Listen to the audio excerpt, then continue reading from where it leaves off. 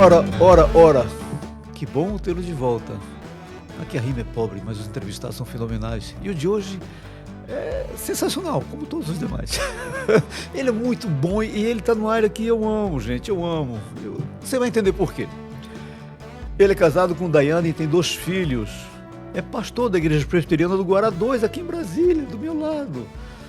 É diretor de facilitação estratégica do City da América Latina. Licenciado em teologia, pós-graduado em educação e pregação expositiva. Olha que legal. Tem MBA em crescimento de igreja. Ele pastoreou por mais de 10 anos no Chile e desde 2011 serve em missões esportivas por meio do futebol. Ou seja, hoje a bola vai entrar em campo. Yes! Pastor Danilo Scapelli. Que bom! Poxa, tanto que o Mateus fala do Senhor para mim. Agora, eu entendi porque o Mateus falava tanto também, porque ele está ligado ao City. E o senhor é diretor de facilitação. O que faz um diretor de facilitação?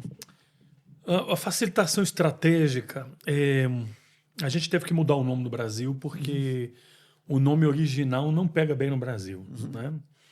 E aí a gente achou esse nome. Mas tem a ver com o acompanhamento. É como uma mentoria para os plantadores de igrejas. Legal. Porque a gente percebeu na caminhada que muitos plantadores de igrejas ficaram muito sozinhos no processo de plantação. Então a City to City tomou uma decisão.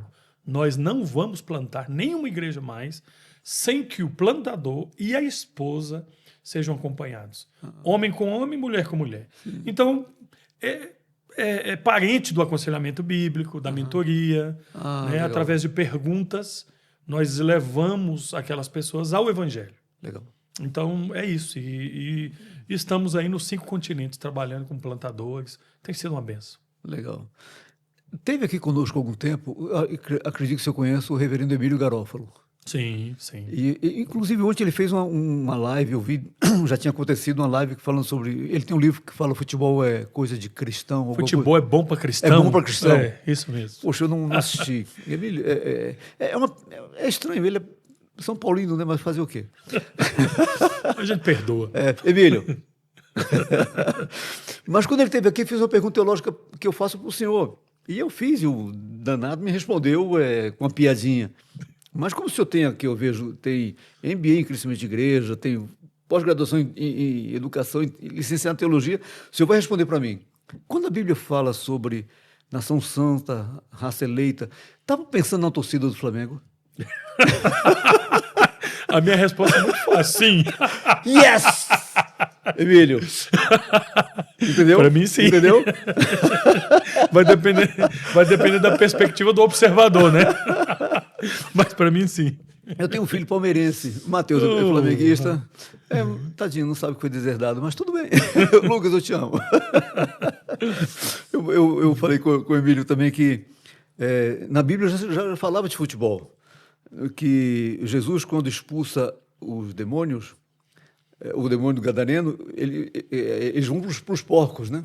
Aí. E diz a Bíblia, não, diz a tradição, que os porcos foram lançados ao mar, nadaram, foram parar em São Paulo e criou o Palmeiras. Porcos endemoniados. Ai. A minha esposa é palmeirense também. O senhor é bom.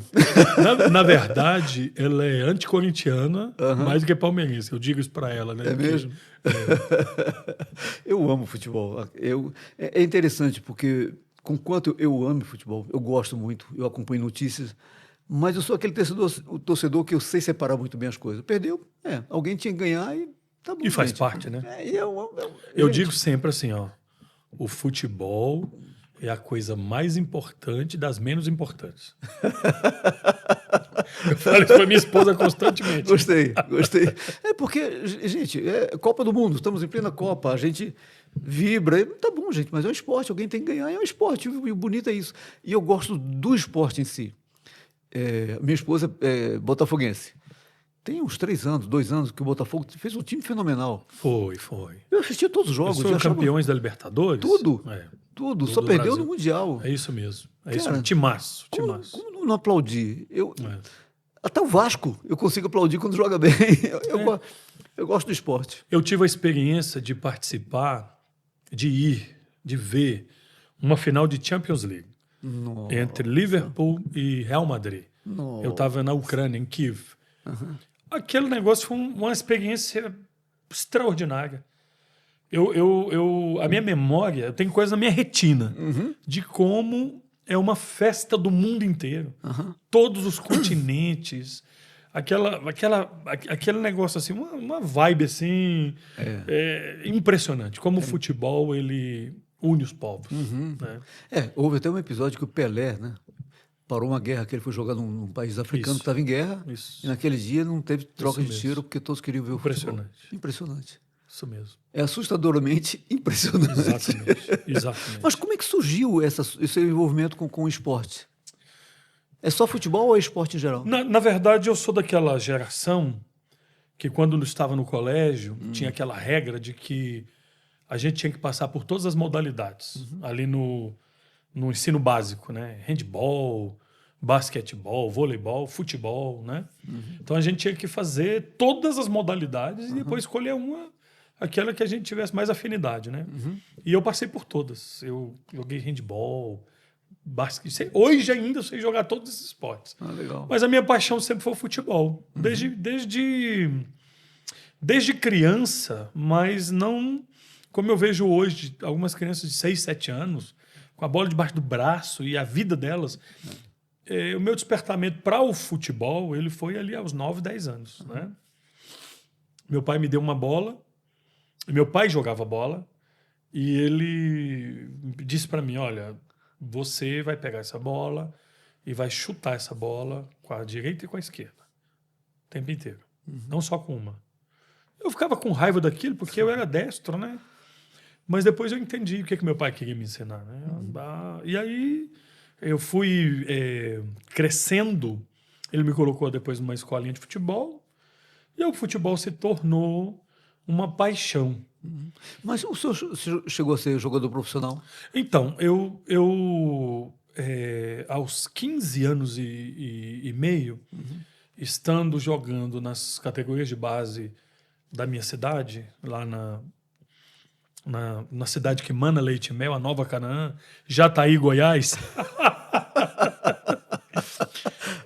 Achei que era Pequi que manava lá. Não, Jataí, por causa da abelha Jataí, né? E lá tinha muito gado, então a gente brinca, né? A Nova Canaã, cidade que mana leite e mel.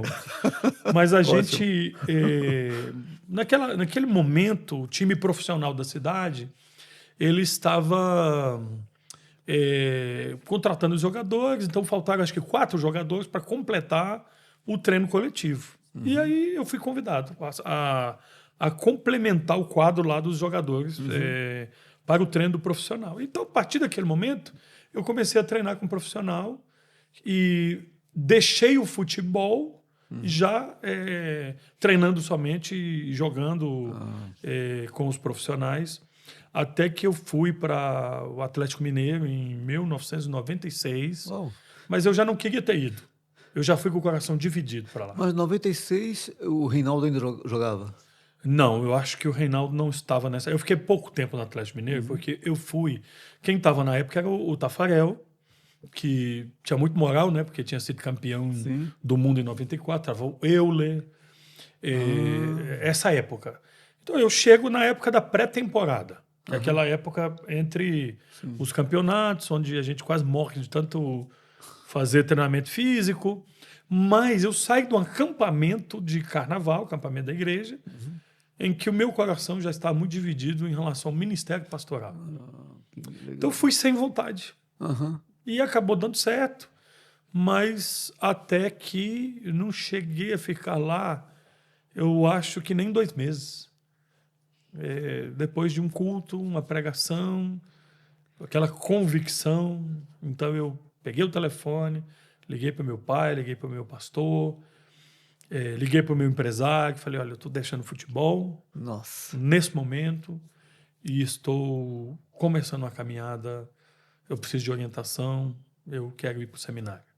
E foi assim, radical, porque eu não sou de uma família originalmente cristã, né?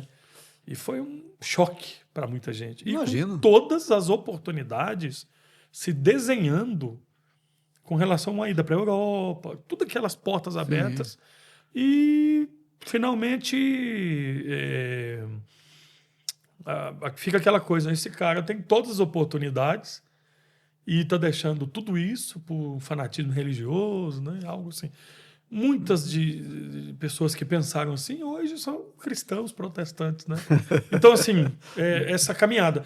Depois eu vou para o seminário, vou para o Ministério Pastoral, e aí em 2010 eu entendo que Deus ele toma aquelas coisas do velho homem, redime e usa para a sua glória. Então, eu me aproximo do Ministério Atletas de Cristo. Eu sou convidado para ser capelão da Universidade Presbiteriana Mackenzie, São Paulo, e crio o que é no Mackenzie a capelania esportiva. O Mackenzie tinha 2.000 atletas naquela época, não sabia muito como orientar esses atletas sob a perspectiva cristã. Sim. Então, começo a trabalhar ali. Nós editamos uma Bíblia entre Sociedade Bíblica e Mackenzie para a Copa do Mundo, para as Olimpíadas. Legal. A Igreja Presbiteriana do Brasil me convida para liderar os esforços evangelísticos para a Copa do Mundo e as Olimpíadas. A gente trabalha com o MP, o PH. Sim. Então, nasce usar o futebol como instrumento para a evangelização. E aí começo, em 2011, uma aventura que transformou a minha vida, que são as viagens missionárias em lugares fechados.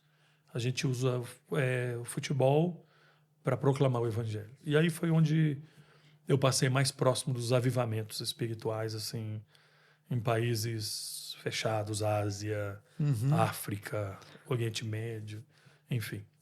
Deus é criativo, gente. Impressionantemente. Deus é criativo. É isso mesmo. Como... Não há coisa que aconteça na vida do cristão que não tem um propósito. Exatamente. Porque, puxa, eu vou ser jogador de futebol. Agora estou na Arábia por causa do futebol, mas não mais apenas por causa do futebol. Quer dizer, o futebol foi a porta de entrada. Deus é maravilhoso. Mas é porque o Mateus falava para mim, pai, ele já foi jogador profissional. E eu pesquisei, falei, Mateus, não achei. Ele foi, pergunte para ele. Então, na época já era conhecido como Danilo Scarpelli mesmo. É porque, assim, essa época de 1996 é uma época que a gente não tinha todas as... como a gente tem hoje, rede social, assim, como você está lá no interior de Goiás então, assim, tem aqui alguns recortes, alguns jornais, algumas coisas assim. Mas não era uma coisa como é hoje, tão midiática, né? Sim, sim. E como foi um tempo muito curto, né? Estamos falando de 95 até 97, esse período, né? Então, pouco tempo. Mas eu experimentei a graça de enfrentar aí alguns jogos. Mas eu quero botar o trailer de algo que, puxa vida, eu fiquei tão feliz quando vi. Porque há muito que eu falo assim, cara, quando se fala em arte no meio cristão, no mundo, não é só no Brasil, é música. E as outras expressões? E eu me sentia meio assim, um patinho feio, tentando achar meus amiguinhos, e não achava.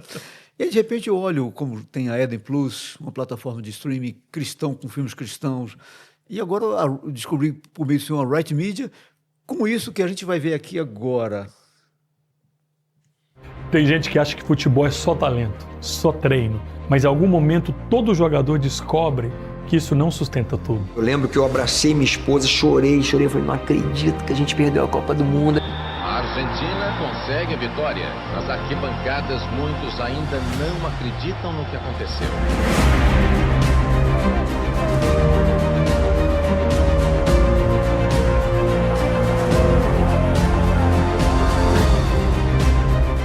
Quando a pressão aperta, quando a vitória não preenche.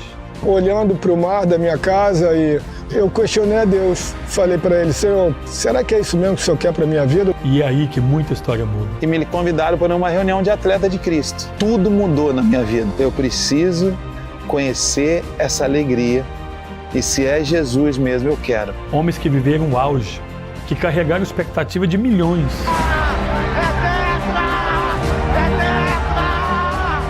Você não pode baixar muito a guarda quando você perde, mas ao mesmo tempo também você não pode ter muita soberba quando você ganha. Encontraram algo que não estava no campo. Encontraram a Cristo. Aquele homem lá, Aquele lá já passou. Eu sou uma nova criatura. E esse foi o motivo da minha carreira. E quando o evangelho entra, não muda só o jogo, muda a forma de viver. E aí eu lembro até hoje, no primeiro culto, o pastor estava pregando João 8,32, conhecereis a verdade vos libertará. E o Espírito Santo fala no meu ouvido, eu vou te mostrar a verdade. Porque o evangelho não transforma só o destino, transforma tudo. Muito legal. Como é que surgiu esse projeto?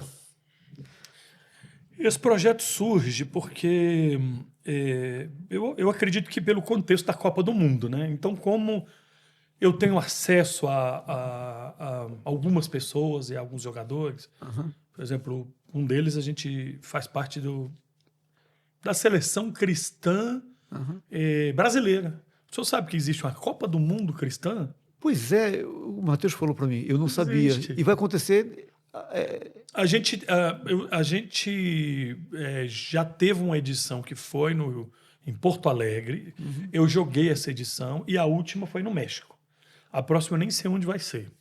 Mas assim, tem uma FIFA cristã e esses jogos, eles não são apenas jogo de futebol. Cada seleção tem tarefas que cumprir. Pregação no presídio, na rua, ação social.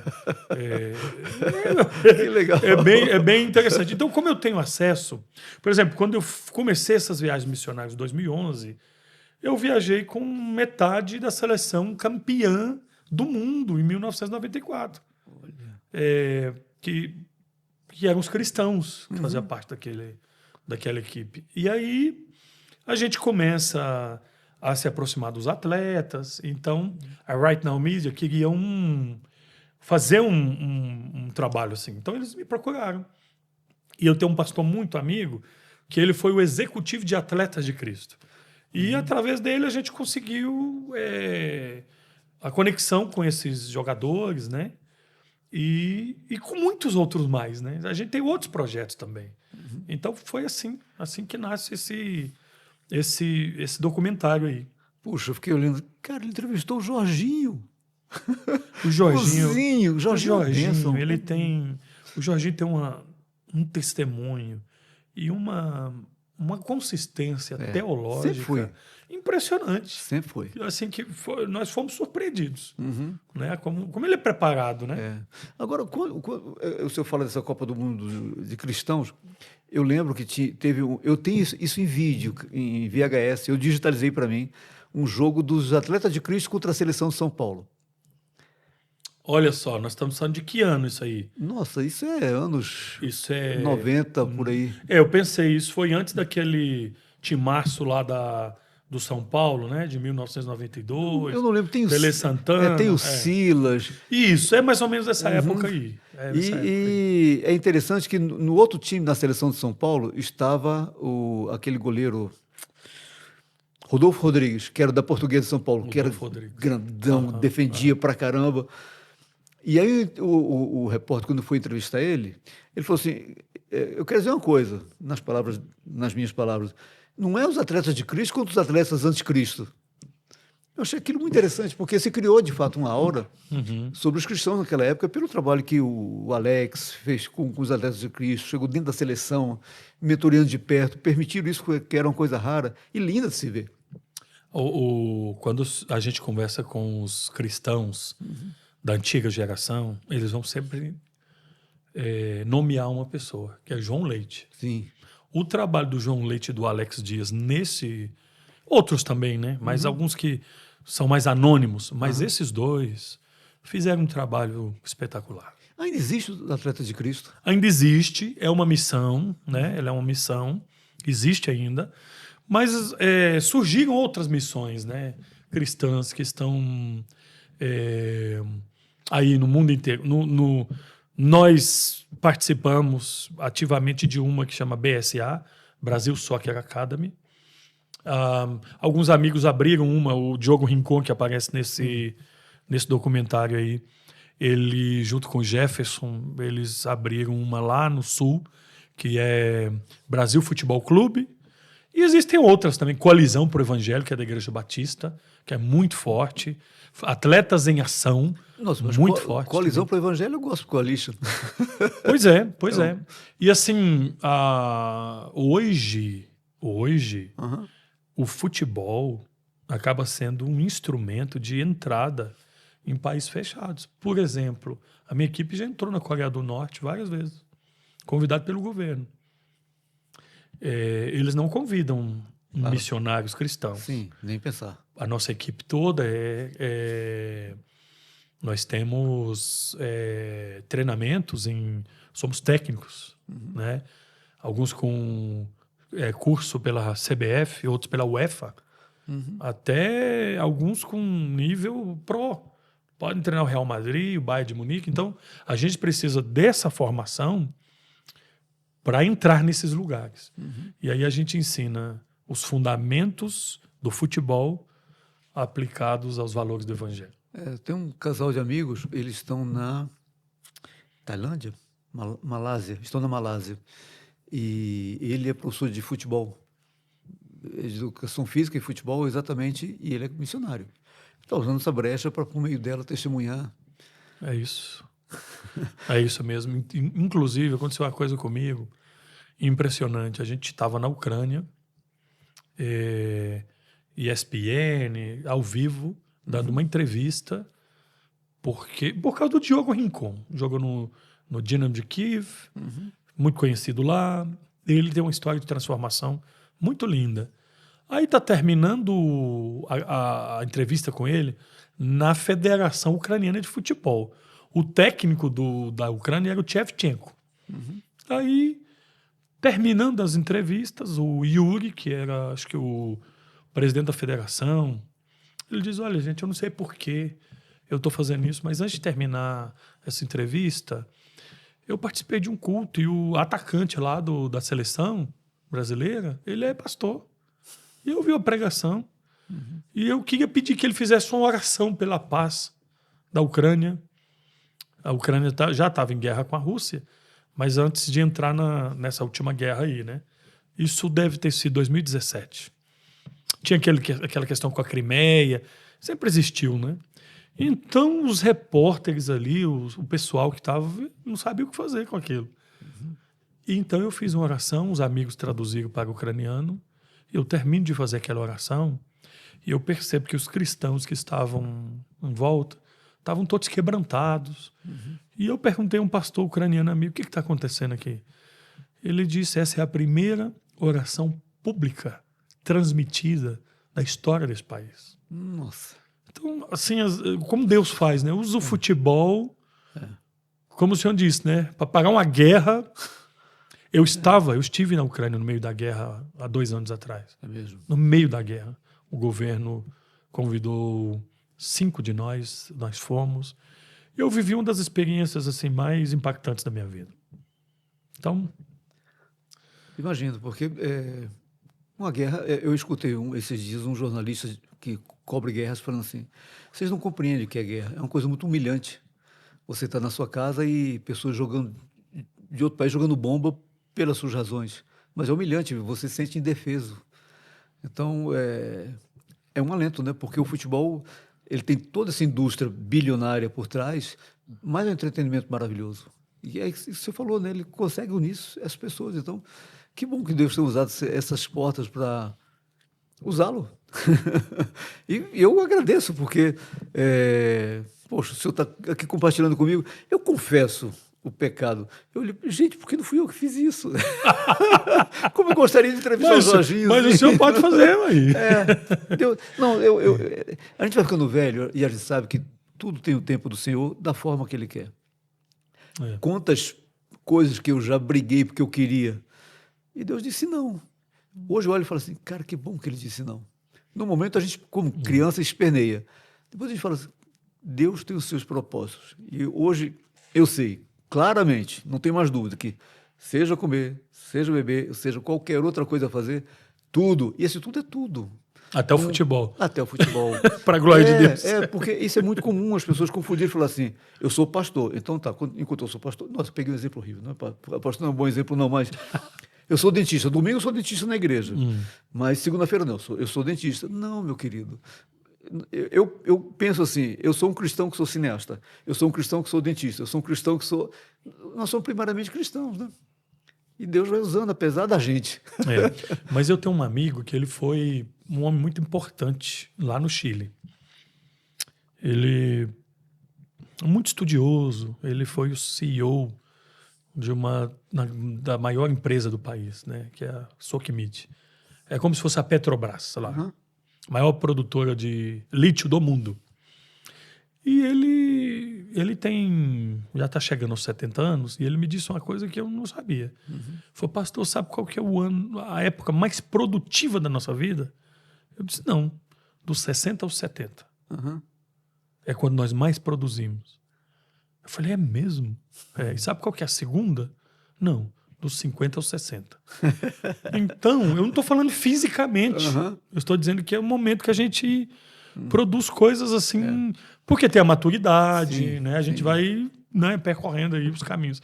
E isso me trouxe tanta esperança, porque eu tô beirando 50. Tá quanto? Eu tô com 47, vou fazer 48 daqui 2 meses.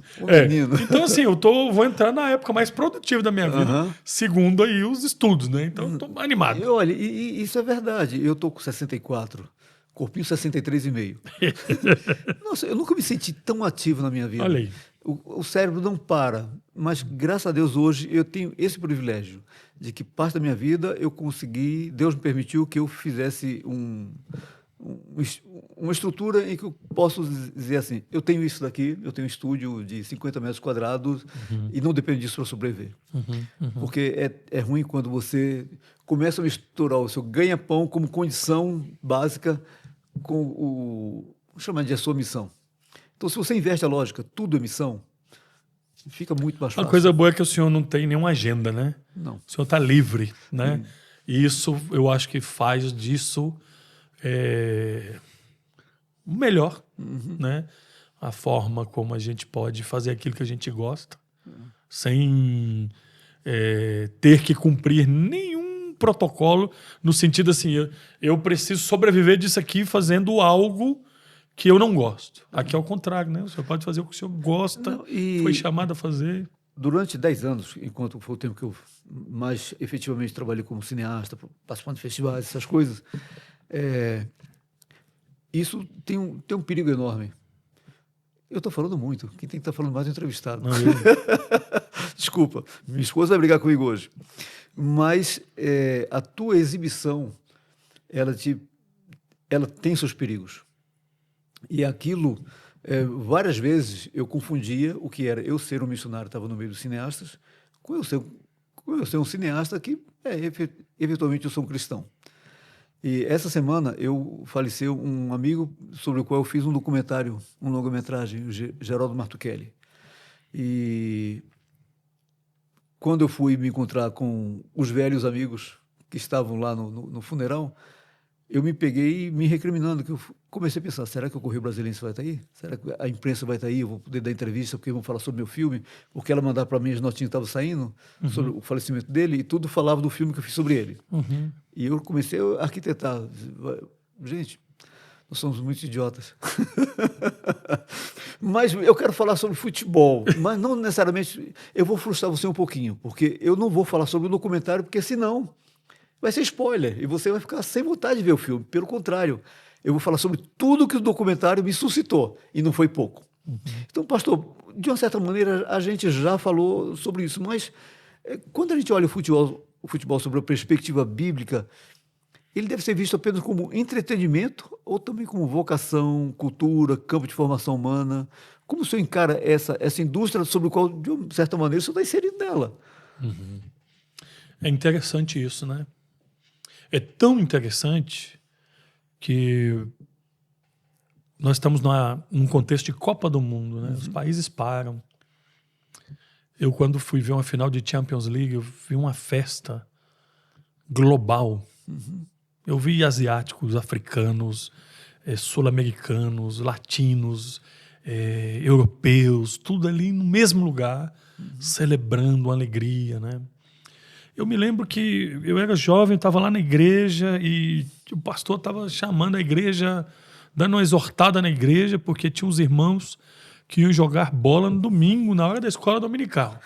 Aí ele chamou a atenção da igreja, disse: esse é o dia do Senhor, exceto Emerson e Danilo, que são, vivem disso, é a vocação deles. Naquele dia eu entendi que o que era vocação. Vocação é aquilo que nós somos chamados para fazer. Eu acredito muito que nós podemos jogar futebol para a glória de Deus. O senhor sabia que o Hendrick é presbiteriano? Jogador do... Sim, eu não sabia que ele era presbiteriano. Ele é presbiteriano. Eu sei que ele é cristão. E ele foi membro de uma igreja que eu fui pastor. A Igreja Presbiteriana da Lapa, em São Paulo. Então, o que eu quero dizer com isso é que Deus, ele levanta, ele tem servos em todas as áreas, e eu acredito com muita convicção que existe essa vocação, né? Pessoas que foram chamadas para glorificar a Deus através da carreira de futebol. E é interessante, falando sobre o Hendrick, porque muito se fala porque o Lancelot não tem colocado ele para jogar. E os comentaristas, como eu falei, eu gosto de futebol. Então eu acompanho até aquelas coisas ridículas dos comentaristas que não falam nada durante meia hora, uma hora, eu fico acompanhando essas coisas. E muito se fala que ele é ruim de vestiário, ele não se relaciona. Eu não sei se é o que é, mas eu fiquei pensando numa possibilidade que eu não me admiro que seja. Durante 24 anos eu fui executivo numa multinacional. E todo fim de ano, os meus gerentes, seja qual fosse, o gerente da vez que me supervisionava, ou o diretor, me chamava para a avaliação anual. E era sempre... Havia um lugar comum, falava assim: João, é incrível sua visão estratégica.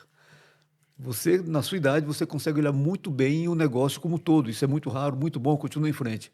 Você é comprometido com o resultado. A gente dá alguma coisa para fazer, você consegue fazer. Cara, isso é ótimo. Mas, João Inácio, tem uma coisa horrível. Você precisa melhorar o seu relacionamento interpessoal. Era sempre esse termo que era o meu ponto de melhoria. O que era relacionamento interpessoal? Sair para beber, passear e se relacionar com os colegas em barzinho, essas coisas assim. E eu não conseguia. Por quê? Eles iam para o barzinho para beber. Eu não bebo, eu não gosto de nenhuma bebida, mas não era por causa da bebida. Mas também porque eles, embora muitos fossem casados, acho que ficavam olhando mulheres, e eu gostava de olhar as mulheres, mas eu sou cristão e eu sou casado, então eu não deveria gostar daquilo. Então aquelas coisas me coibiam, eu não ia. E aí quando eu chegava, olha... você deveria participar dessas coisas. E quando eu vi o Casimiro falando que o Hendrick... Eu falei, cara, tá tendo alguma reação talvez porque esse cara seja cristão. Você não acha isso, não? Então, uma das melhores entrevistas que eu vi agora foi do Danilo. O Danilo... o lateral direito, né? Sim. Inclusive, eu estava ouvindo o Danilo agorinha mesmo. O Danilo, ele fala muito bem. Eu acho que ele é igual o Felipe Luiz. Logo, logo ele vai ser treinador. Muito bem. O Danilo, quando a CBF estava uma bagunça, o Danilo falou: a CBF precisa de 3 coisas. Eu acho que era organização, planejamento e eu não lembro qual que era a terceira. Mas ele tem uma cabeça muito... E ele foi perguntado a respeito do Hendrick. Eu diria que 80% da seleção brasileira hoje se declara cristão. Eu não estou dizendo nem católico. Tem um ou outro lá que diz que é cristão católico. Todos os outros se identificam como evangélicos. O único que não é Danilo e esses outros 2 aí que são católicos. Alguns estão estudando teologia. Então, esse não deve ser o problema do Hendrick. Porque está no meio de um grupo de cristãos. Muitos deles. Igor Thiago, Rafinha, o Alisson faz teologia. Vários deles. Eu não acho que esse seja o problema do Hendrick.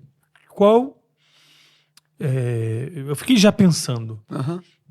O Hendrick, ele é muito disciplinado. Ele é muito chato. Tem alguns jogadores que são assim, como o Cristiano Ronaldo, que são disciplinados, que o Vinícius Júnior vai por esse caminho, apesar que ele gosta da festa, mas ele tem a cabeça no lugar. Ele tem na casa dele um fisiologista, nutricionista, ele treina lá. Nesse aspecto, o Hendrick é muito assim.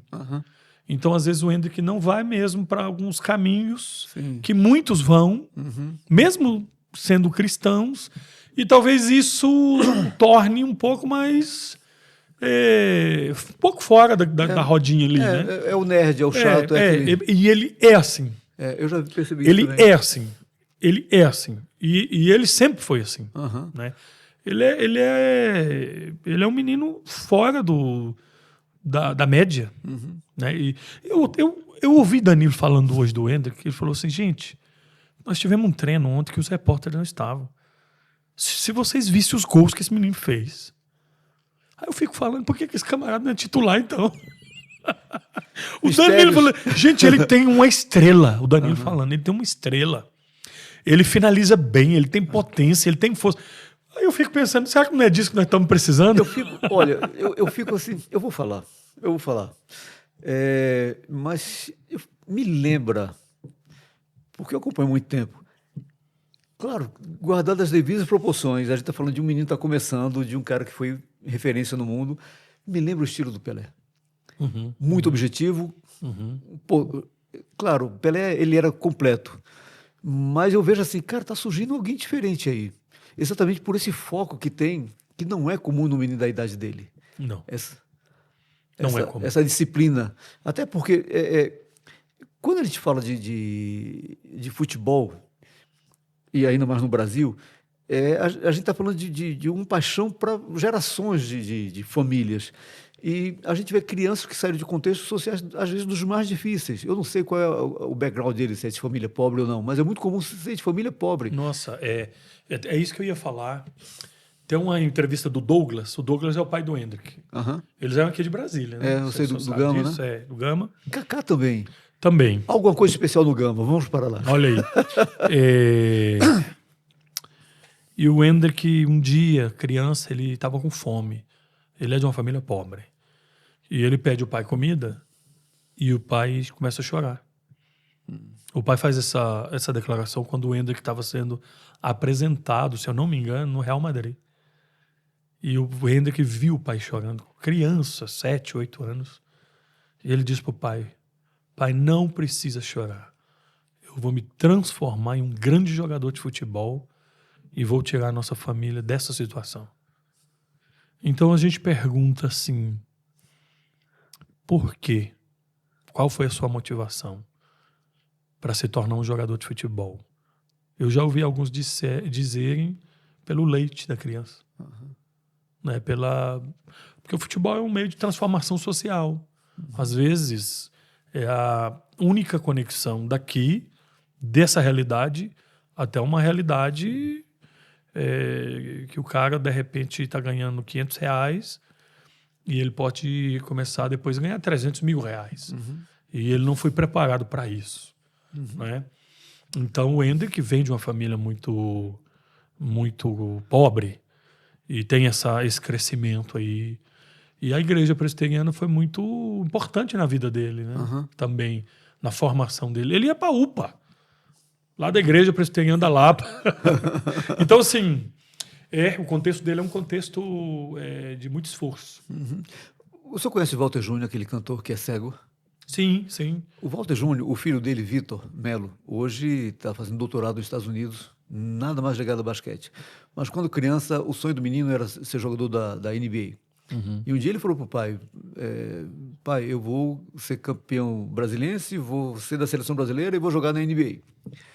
E o Walter fala isso no testemunho dele. Tá bom, Vitor, então estuda inglês, come.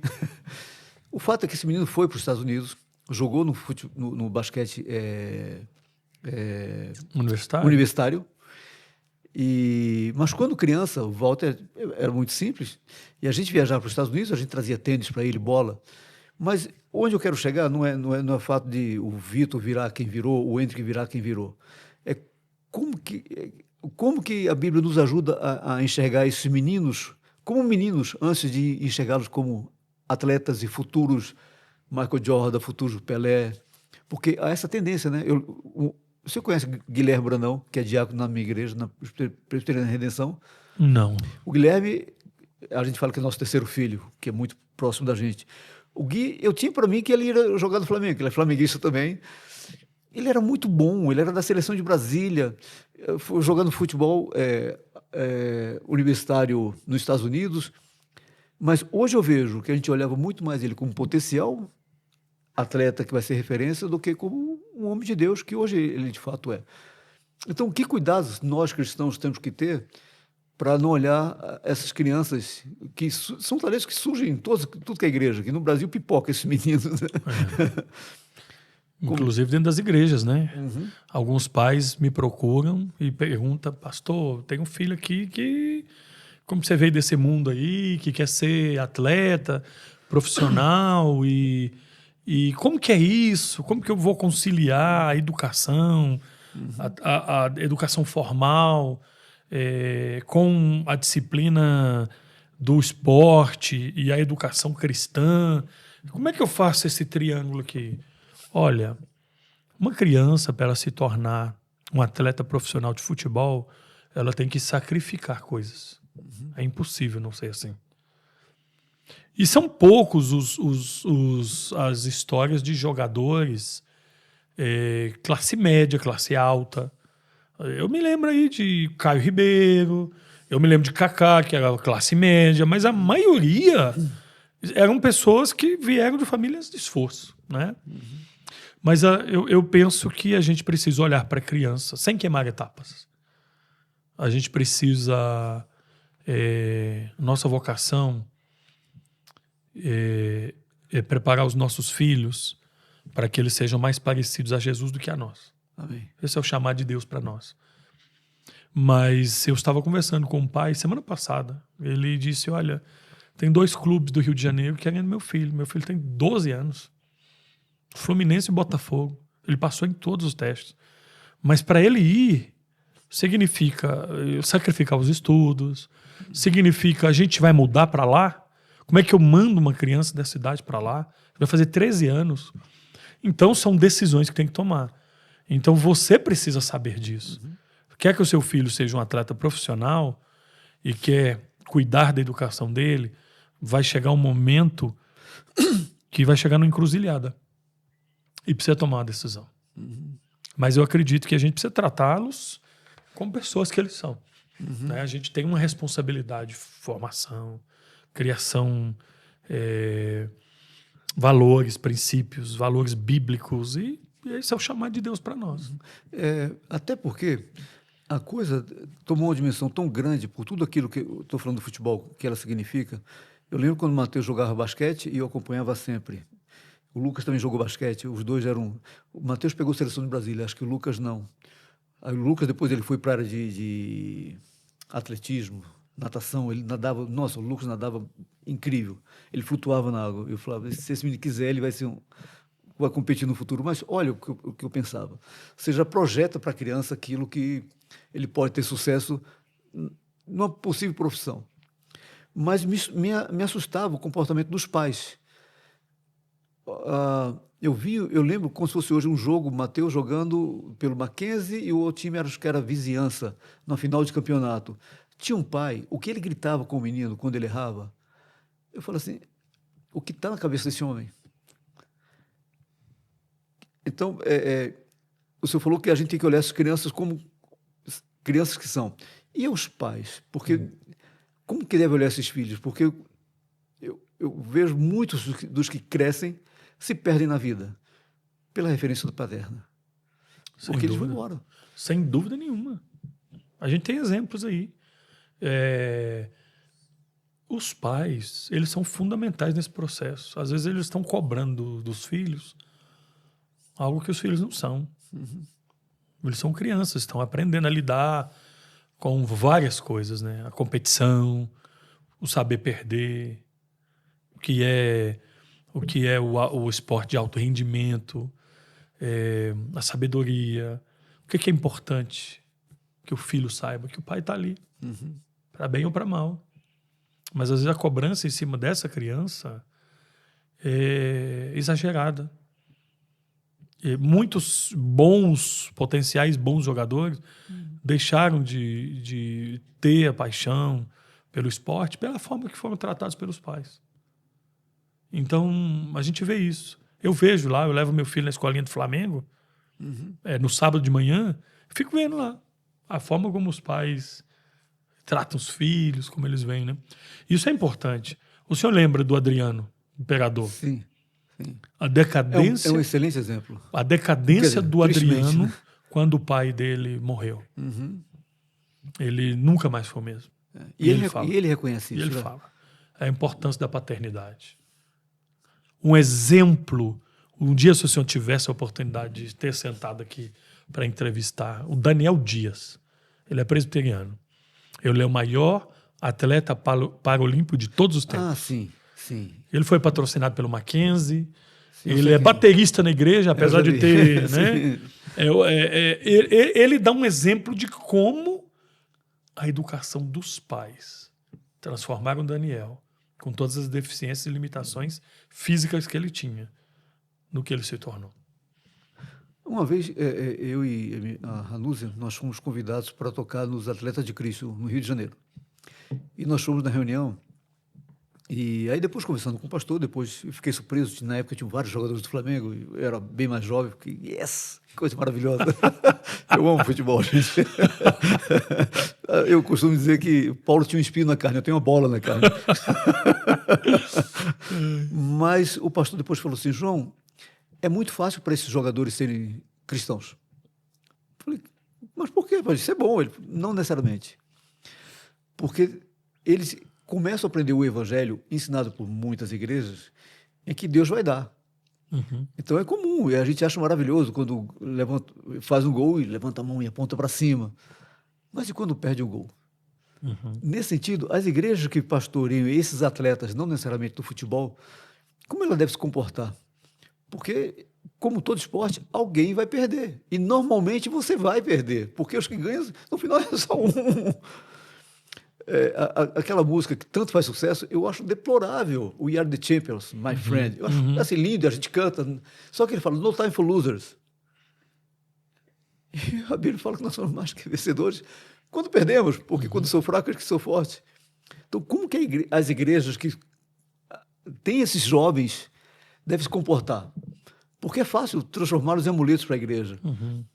Quando eu fui para o Atletas de Cristo, é porque eu fui na igreja que tinha um jogador que era da Seleção Brasileira de Vôlei. E eu via como as pessoas se relacionavam com ele. Assim, era diferente, mas era mais um irmão. Então, que cuidados a igreja deve tomar, o senhor como pastor, para que cada um desses atletas sejam tratados... Eu estou perguntando, dando a resposta, João Inácio.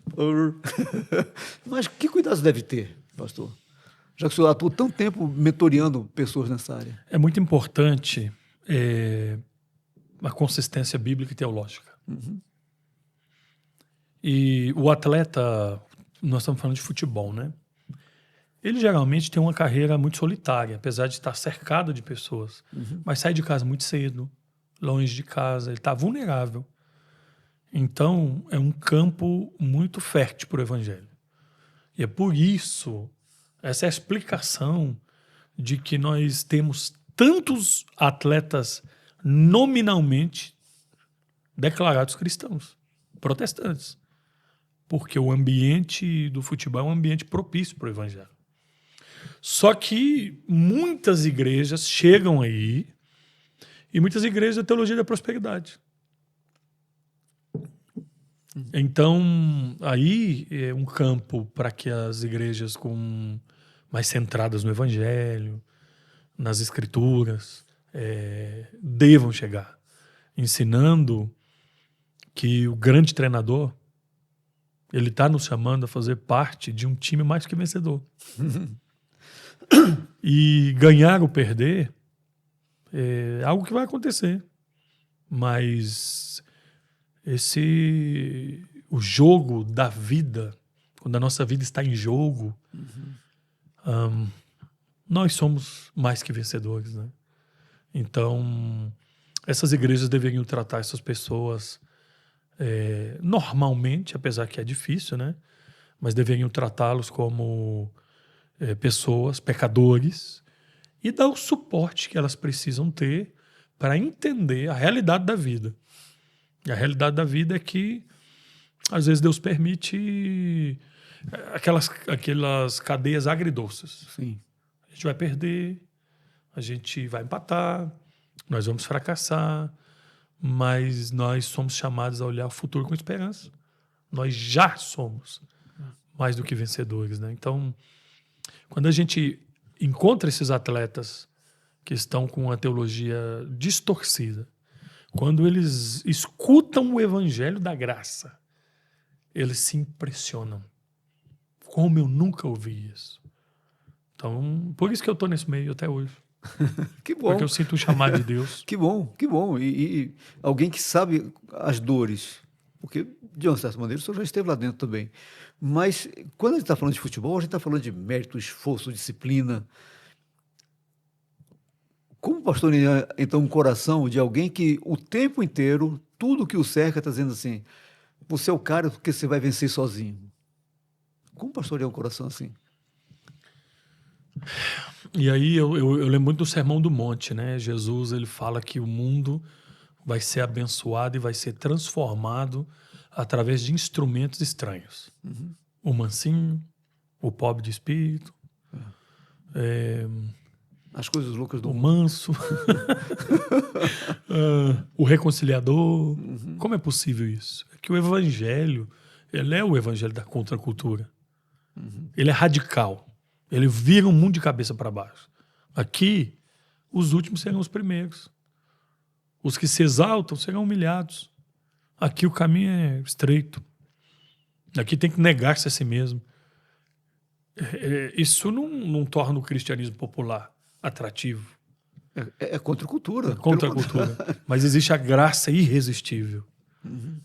Então, eu, outra vez, penso que a gente precisa entender que esse evangelho precisa ser pregado sem ser editado. Ele precisa ser proclamado de maneira inteira. De maneira que essas pessoas, quando elas recebem este evangelho, que ensina que nós estamos no mundo caído. O cristão, ele pode morrer assassinado, atropelado. Sim. Né? Mas a morte não é um ponto final, uma vírgula, né? Continua. Uhum. E por estar em um mundo caído, não significa que nós não vamos sofrer aqui. O sofrimento não cria um problema lógico para o cristianismo. Deus usa coisas ruins com bons propósitos. Uhum. Pastor, nesse relacionamento com muitos atletas, são pessoas que treinam, aprendem a controlar o corpo, bola, regra, posicionamento, performance, e de repente leva o evangelho que diz que ele não consegue controlar a própria história. Teve algum exemplo especial de alguém que isso foi assim como se fosse o grande achado da vida dele, descobrir que ele não consegue controlar a vida dele no futuro? Teve algum caso desses atletas que o senhor conhece que o senhor viu que realmente foi algo diferenciado? Descobrir assim, cara, eu sei tudo de tática, eu sei tudo de técnica, mas eu não controlo a minha vida no futuro. Porque quando você é super-herói, você acha que você controla tudo, né? Teve algum exemplo assim? Ah, sim. Inclusive, nesse documentário aí, tem uns 2 ou 3 que falam disso. Uhum. Eu estou tirando essas perguntas gente, tudo no documentário. Para você ver como vale a pena assistir o documentário. Tudo está na boca dos atletas que estão lá. Eu ouvi uma vez o Kaká falando uma coisa que pouca gente sabe. Quantos minutos um atleta de alto rendimento pega na bola durante 90 minutos? São no máximo 2 minutos.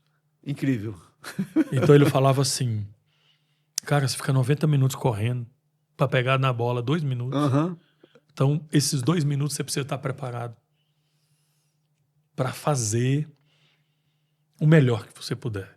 Uhum. Agora, a gente não consegue controlar o futuro.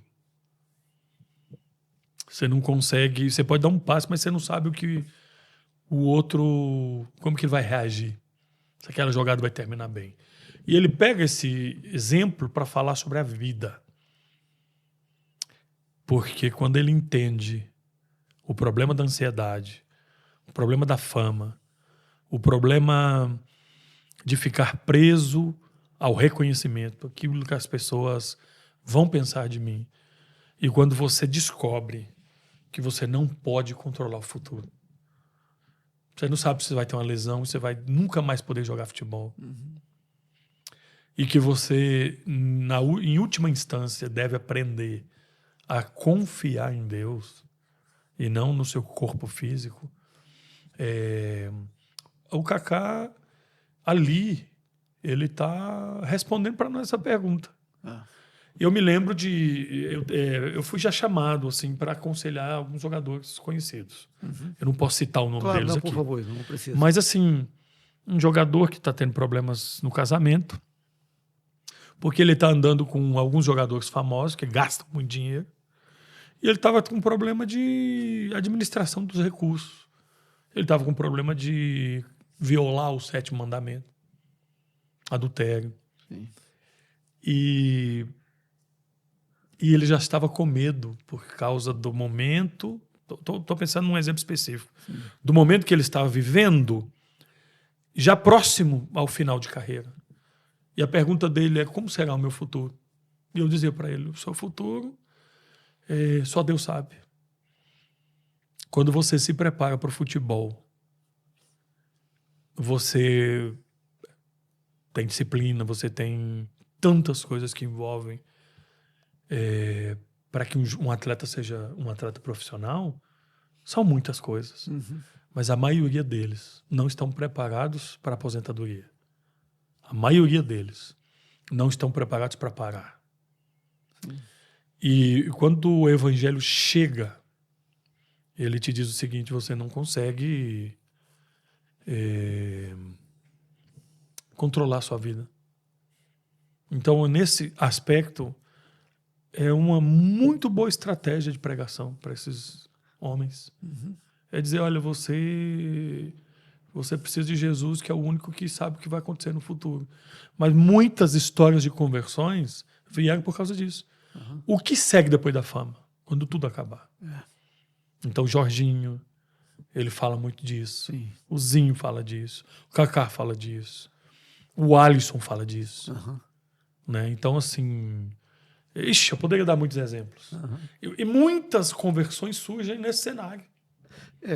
Eu tenho uma admiração especial pelo Zico.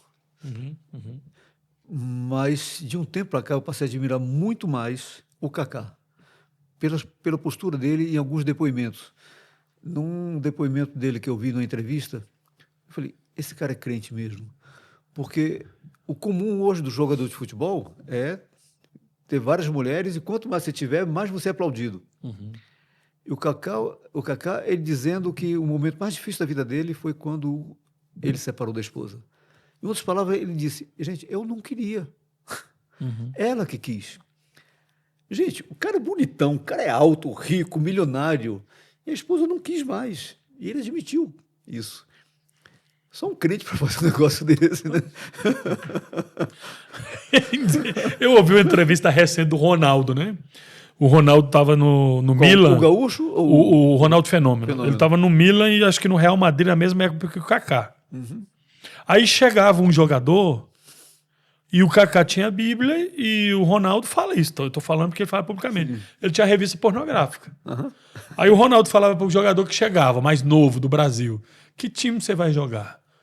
No meu time aqui, aí mostrava a revista pornográfica, ou no time do Kaká, que é o certinho, que é o da igreja, que é o da Bíblia. O Kaká foi reconhecido por isso. A separação foi uma tragédia na vida dele. Ele realmente não queria, porque ele é crente. Ele é crente. Ele teve muitas decepções com a igreja que ele pertencia. Sim. Também, e ele fala isso claramente, né? Ele até mudou de igreja, então... mas o cara tinha tudo para dizer: vou aproveitar a vida. Mas o evangelho que traz a verdadeira liberdade, eu não vivo para mim, como Paulo dizia, né? Logo já não sou eu quem vive, mas Cristo vive em mim. E inspirar a teologia que o viver é Cristo, eu acho que foi isso que fez dele um atleta modelo nesse aspecto. O mundo todo viu. E a FIFA teve que proibir quando as camisetas foram levantadas lá: eu sigo a Jesus, Jesus te ama, né? Ele é o Senhor da minha vida ali, Maravilhoso. né? Então, esse testemunho. E foi muito ruim quando ele se separou, né? Porque, de certa maneira, ele era o atleta de Cristo modelo. Era. E aí as pessoas, opa, esses também caem. Né? E ele não caiu nesse sentido, né?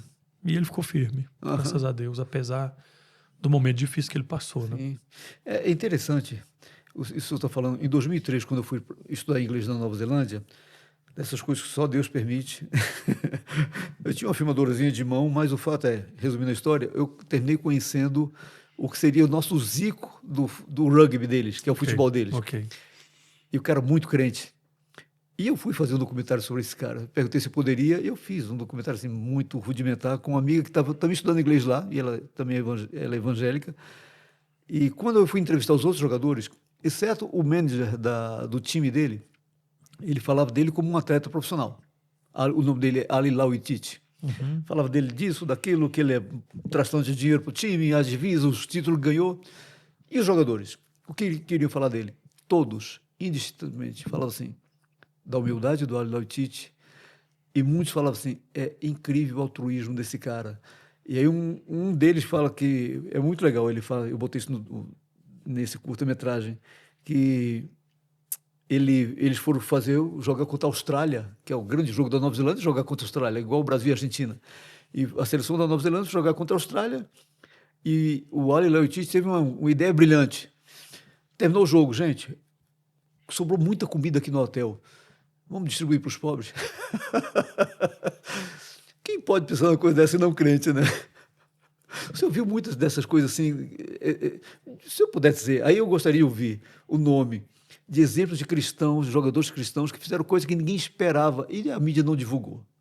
Ah, sim, sim. Por exemplo, uma coisa que me chama a atenção, quando o cara é crente mesmo, e tem vários exemplos, os caras têm usado os recursos deles para uma área que tem me chamado a atenção. Tem vários jogadores que têm mantido essas instituições de recuperação de pessoas. Por que eles fazem isso? Nesses casos, não para chamar atenção. Por exemplo, o Diogo Rincon, que aparece no documentário, ele apoiava lá uma casa de recuperação de dependentes químicos evangélica. Aí ele caiu no álcool, no vício do álcool. Eu lembro. Perdeu o casamento, ficou longe da família. A carreira dele poderia ter se terminado diferente. Então ele vai para aquele lugar que ele mesmo ajudava, né? Mas aí, aonde eu quero chegar? Ele se converteu ali. Quando ele se converte ali, ele entendeu a importância daquele lugar. Então hoje, por exemplo, ele tem uma academia de futebol para crianças vulneráveis, lá no Rio Grande do Sul. Qual que é a ideia deles? Eles levam comida para essas crianças. Eles não ensinam só o futebol, eles matam a fome. A fome, eles isso que dizer. ajudam esses meninos a estudar. O Giovani, ex-jogador do Barcelona. Ex-jogador do Santos, né? Ficou conhecido como Messias. O Giovani, ele sustentava, anos atrás, uma instituição para a recuperação de pessoas que faziam uso de substâncias psicoativas. E ele bancava aquilo. A mídia não falava nada, não sabia. E ele também não queria. Porque a motivação dele qual era? Não era aparecer, mas verdadeiramente recuperar pessoas. Sim. Aí a gente tem muitos exemplos disso, né? Mas eu trouxe esses dois aqui porque são pessoas conhecidas, né? E entendendo também que quando Deus coloca você num certo lugar, aquilo exige também uma responsabilidade. Não é só um privilégio. Então, a responsabilidade é usar aqueles recursos para abençoar vidas. É a conversa de Mordecai com o Esther. Ô, Esther, você acha que você está aí à toa? se liga, garotinha. O Kaká falava muito isso. Por que Deus me colocou aqui? Por que Deus me fez ser o melhor jogador do mundo? O Ancelotti disse que quando eles foram buscar o Kaká lá no aeroporto, chegou lá, o Kaká tava de óculos. Ele falou, gente, nós trouxemos um jogador universitário. Ele falou, acho que nós fizemos uma besteira aqui. Aí disse que quando o Kaká começou, no primeiro treino, eles ficaram impressionados. Né? Então Deus nos colocou aqui porque para nos usar estrategicamente. Pastor, o funil é estreito para ser um jogador de renome, estreitíssimo. A gente só olha esses que aparecem na televisão e esquece que existe uma multidão que não consegue chegar lá. E a imprensa também não mostra com muito detalhe essa multidão dos lesionados que tem que parar inesperadamente. Como é que é pastorear o coração de um atleta que tinha todas as expectativas de sucesso e não conseguiu chegar lá? Porque uma lesão o tirou, acabou com sua carreira. Pois é, isso tem a ver com aquilo que a gente estava falando, né? Lá atrás, agorinha mesmo. A importância de a gente entender que o futebol não é tudo. Ele acaba. E a carreira do atleta é muito curta, do jogador de futebol. Hoje, ela foi ampliada. A gente viu ontem Cristiano Ronaldo com 41 anos. Isso não é comum. Inacreditável. E Messi aos 39, 3 gols. Você ouviu 39. o jogo? Você ouviu o jogo? Não vi o jogo, mas vi os jogo. gols. Né? É Messi. Eu vi o jogo. É impressionante. O Vozinha lá, aquele goleiro. Eu não sabia. 40 anos. Eu não sabia. Ele jogava no Brasil? Não sei. Jogava? Não sei, não. Eu não sei também, não. Só Eu acho que falar dele agora. E aí, de repente, o Rogério Ceni mandando mensagem para ele. Não sei. Ele... Será? Isso aí é uma coisa que eu não sei. Mas como ele fala o português, né? Cabo Verde e tal... Ele ficou famoso no Brasil porque ele chorou muito, né? Ele se emocionou muito a idade que ele tinha. Ele parou a Espanha, né? Ele fez defesas que não é comum. Então, assim, os atletas, eles têm, de alto rendimento, hoje têm uma vida um pouquinho mais longa. O Ronaldo fala isso. O Ronaldo falou, se eu fosse jogar futebol hoje, talvez eu não tinha tido nenhuma dessas lesões. Porque hoje se descobriu que um atleta como eu tinha que treinar para dar arrancadas. Não para fazer aquelas loucuras que faziam, né? Mas a gente precisa e trabalha muito com jogadores que estão enfrentando a decepção de não poder seguir por causa do que o corpo colocou limites. E aí é onde entra o evangelho. A sua vida não acabou. A sua vida continua. E o evangelho, ele que dá significado, propósito para a sua vida.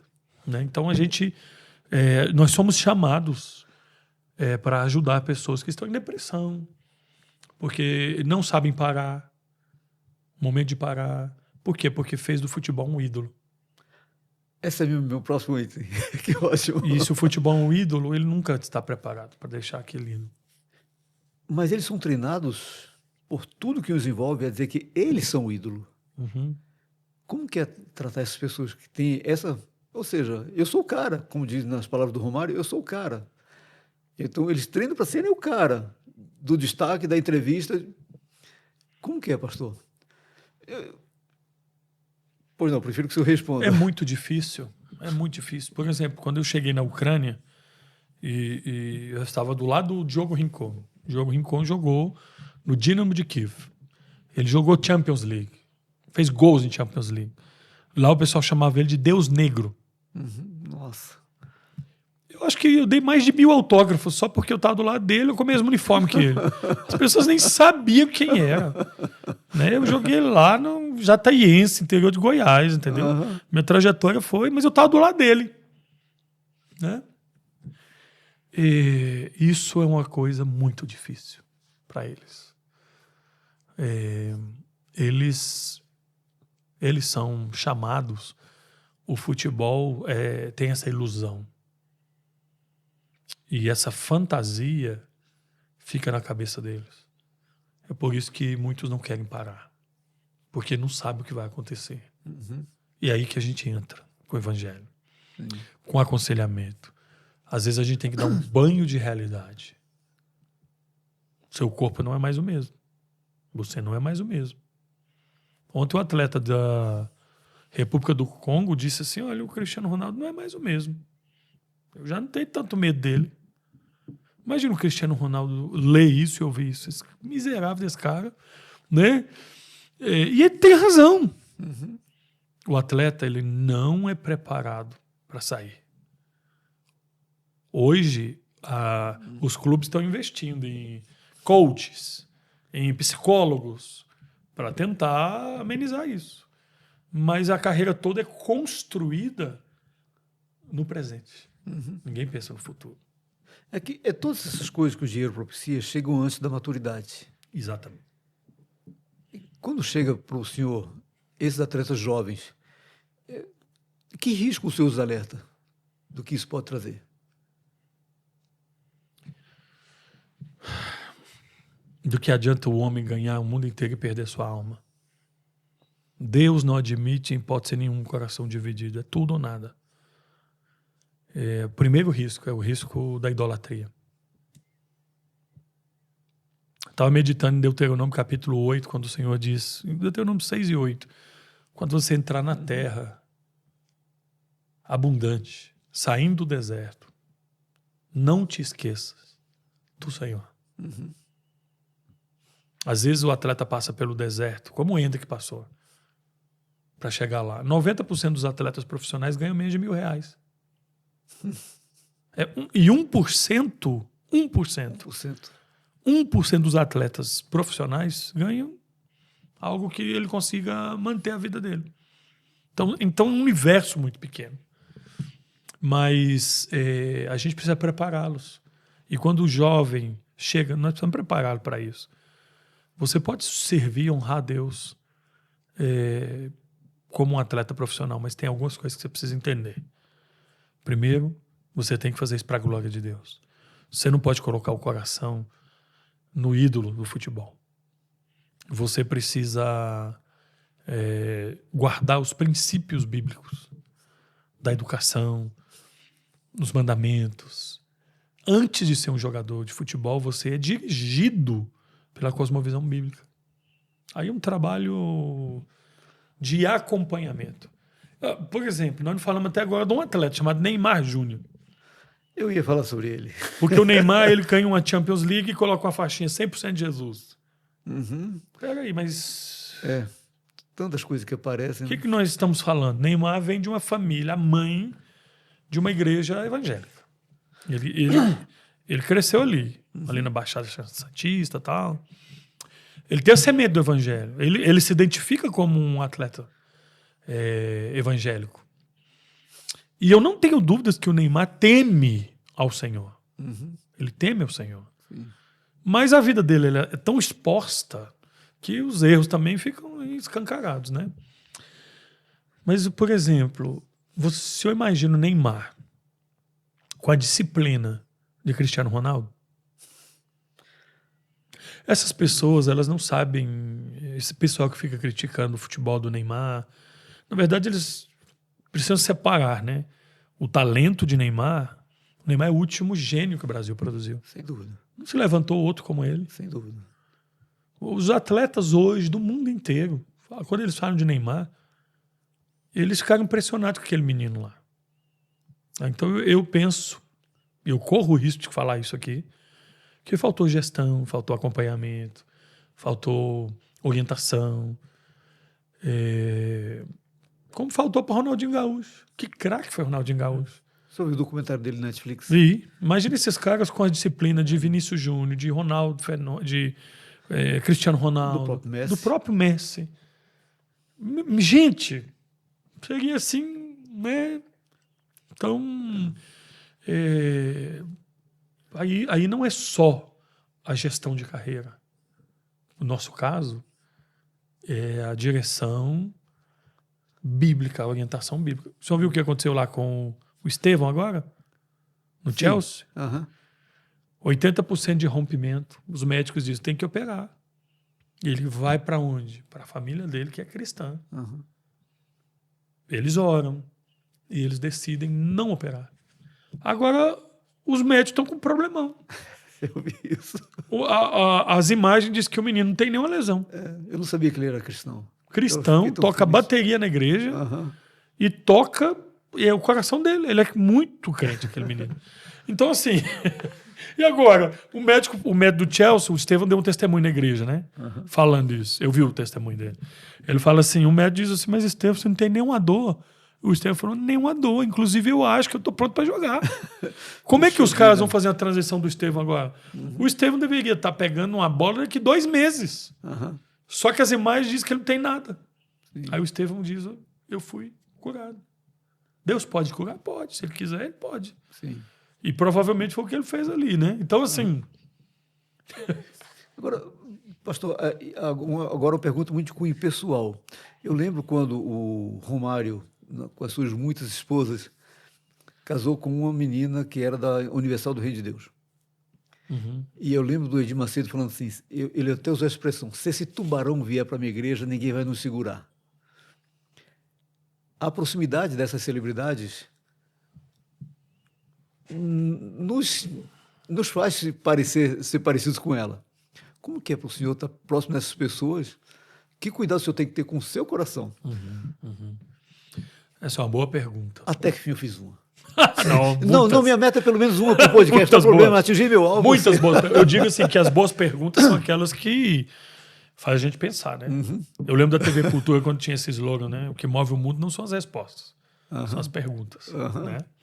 Olha para o Evangelho como Deus usa perguntas, Jesus usa as perguntas, né? As boas perguntas. Mas assim, por exemplo, quando você se aproxima de um atleta de alto rendimento reconhecido, eu preciso ser um modelo para esses caras. Então eu, por exemplo, eu não fico tietando os caras. Vamos tirar uma foto aqui. Até tenho vontade, às vezes, de fazer, mas não faço. Porque eu preciso cuidar do meu coração para tratá-los como pessoas. E o atleta alto rendimento, quando ele percebe que eu, que estou do lado dele, tenho os pés no chão e o meu coração no lugar correto, ele percebe isso. Esses atletas, eles correm de oportunistas. Com razão, né? Por exemplo, eu estava com um jogador do Barcelona. Estava com ele. Do lado dele. Do lado. E tinha um pastor que trabalhava comigo, assim, desesperado para tirar uma foto. E fala. E eu aqui. E eu falei para ele ficar quieto, confiar, descansar. Aí depois ele falou, cara, você não pediu? Não. Por quê? Porque eu quero que esse cara... Eu quero chegar ao coração dele. Que legal, pastor. Então, tem uma coisa... Deixa eu contar uma historinha pequenininha para o senhor, que é impressionante. Não, pode contar uma grande também. Eu sou um amigo chegado da irmã do preparador físico pessoal do Arthur Vidal. O Arthur jogou com o Messi. Sim. Né? Essa história aqui ela é interessante, ensina muita coisa pra gente. Foi o aniversário, eu acho que do Mateu, filho do Messi. Não sei se foi do Mateu, do Ciro, um deles lá. E aí, o Messi convidou o Arturo para esse aniversário e convidou esse amigo meu, que era o preparador físico dele. Aí o Arturo vira pro Juan e diz assim, Juan, compra um presente pro filho do Messi, que eu vou treinar e eu acho que você vai fazer isso melhor do que eu. E colocou a bomba na mão dele, né? O que eu vou comprar pro filho do Messi, né? O que esse menino tem? Aí ele falou, mas o que eu compro? Aí o Arthur falou, rapaz, compra um presente caro lá. Aí ele foi numa dessas marcas mais luxuosas, comprou um presente caro. Meu Deus do céu. Né? E foram. Aí tava lá todos os jogadores de Barcelona, curtindo lá, a maioria, o aniversário, discreto, o Messi é muito discreto. Ali, né? Termina o aniversário, eles estão voltando para casa, o Messi liga pro Arthur. Ainda no caminho. Arthur, foi muito bom você ter vindo e que bênção com o Juan, que bênção, não bênção, eu falei, né? Que maravilha, tal, não sei o quê. Mas deixa eu te dizer uma coisa. Nunca mais dei um presente tão caro pro meu filho. Aí eles ficaram assim, um mês falando isso. Ele precisa aprender o valor das coisas. Que impressionante. Tem um vídeo que rola os filhos do Messi brincando, o Messi sentado, os meninos querem comprar Coca-Cola, o Messi fala pela leitura labial, não, eu não tenho um tostão furado. É a tradução do espanhol. Lá em casa tem sopa. O Messi falando isso. Ué, limites, educação, as coisas têm um valor. Esses meninos, os filhos, os netos, os bisnetos deles, não precisam trabalhar mais com a fortuna que o Messi tem. Só que ele está ensinando valores para os filhos. É interessante. Eu não sou o Messi. Não sou o Messi. E não é fácil provar isso. Mas quando eu vim morar aqui no Lago Sul, que é o metro quadrado mais caro do Brasil, me preocupava muito ter meus filhos criados nesse ambiente. Uhum. O que é mais comum aqui no Lago Sul, eu já estou morando aqui há, 30 e tantos anos, gente que usar um linguajar comum, come miojo, mas arrota caviar. Uhum. Tem uma conta bancária estourada, mas ele ostenta aquilo que ele não tem. É muito comum isso aqui no Lago Sul. Imagino.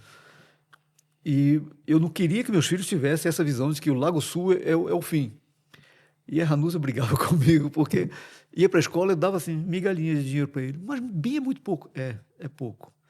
Mas eu quero que eles não deem valor a... Porque o que era comum era os pais darem carro para os filhos com 15 anos de idade para a escola. Uhum. Eu botava ele, às vezes, pega ônibus. Ficava com o coração na mão. Mas pega ônibus, tem que aprender a viver a vida. Eu acho que está dando certo. Graças a Deus. Uhum, graças a Deus. Mas, pastor,